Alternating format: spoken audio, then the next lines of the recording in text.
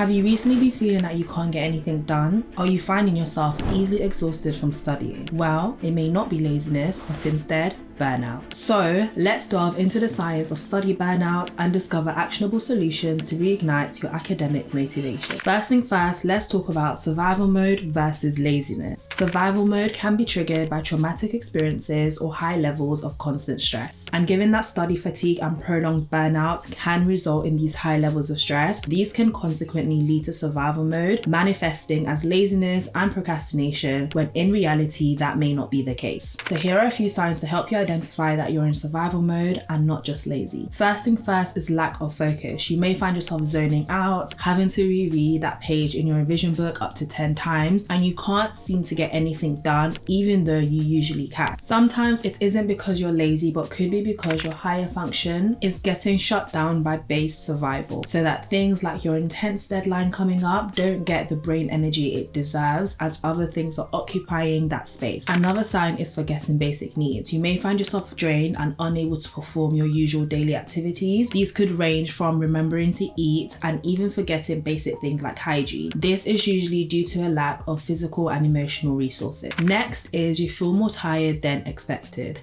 literally all the time, to the point where fun things like hobbies or socializing are beginning to feel like chores. This feeling of exhaustion, even when you haven't done anything strenuous, could be a sign that your survival mode is trying to conserve energy. You may also find that you are more emotionally reactive and things that you usually wouldn't care about begin to trigger you. I know that for me, this manifests as just being more anxious than usual. And although a little bit of anxiety can be useful, chronic anxiety can actually negatively impact your work performance, your personal relationships, and even your daily life. The last one, which is actually a major one for me these recent weeks, is that you no longer have the capacity to multitask. It's not that you don't want to multitask, but even if you wanted to, you literally don't have the capacity to do so. Your mind just won't let you focus on multiple things because it's so overwhelmed. Your brain is almost going into brain battery survival mode. Reducing speed and multitasking is no longer an option. Being in survival mode is neither a happy or healthy place to be in, so it's so important to take actionable steps to overcome this. So let's talk practical tips to combat study fatigue. First thing first is to embed more sustainable study habits. These manifestations that I just mentioned are a very loud sign that you need to take more of a break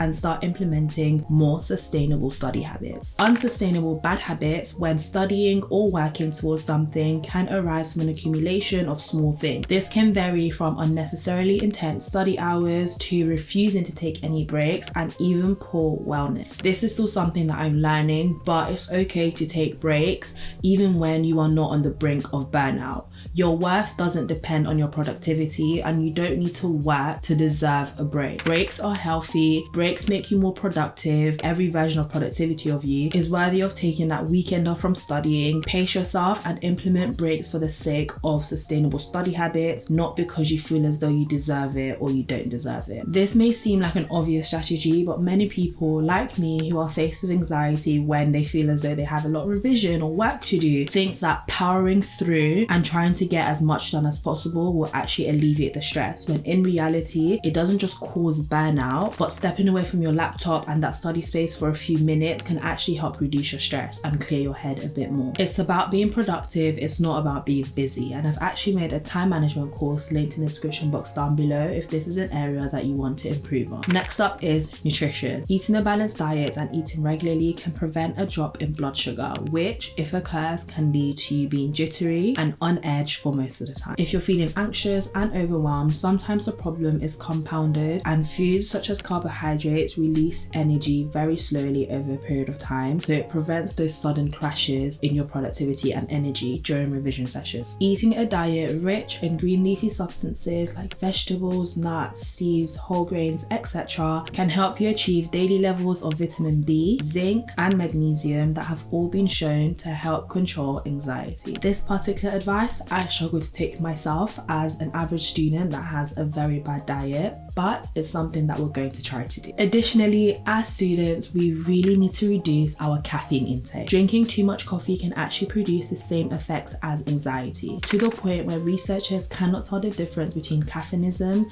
and anxiety with complete certainty. I've linked that research below. So try to switch to decaffeinated drinks or herbal infusions. This past year, I've personally become such a hot chocolate person. It's truly changed my life. Next is to meditate. When meditating, we're trying to control our thoughts to focus our attention on the present moment, which can really help stabilize all of these erratic emotions of being overwhelmed, anxious, and a little stressed. Meditation is a brilliant way to switch off when things get too much and stress builds up. It's something that you can literally do virtually anywhere at no cost. So I highly recommend you try it because it's so beneficial for your overall mental well-being and health. Practicing mindfulness can be as easy as taking a few deep breaths, downloading apps such as Calm or Headspace. You can also try yoga or journaling or even praying, which is my personal go-to when I'm feeling super stressed. Mindfulness-based stress reduction has been found to work great in randomized control trials. So I highly recommend you give it a try, even if it's something that you don't really do. You don't have to fit into a certain aesthetic of wellness and mindfulness to care about your mental health. I'm sure that there's a method out there that will work for you and will help you practice mindfulness in a way that suits you best. Once you've come out of the stage of study fatigue and are ready to be productive again, be sure to check out my video on how to be productive and more motivated. I really hope that you found this video useful. Be sure to subscribe if you want to see more content like this, and I'll be sure to see you in a future video next time.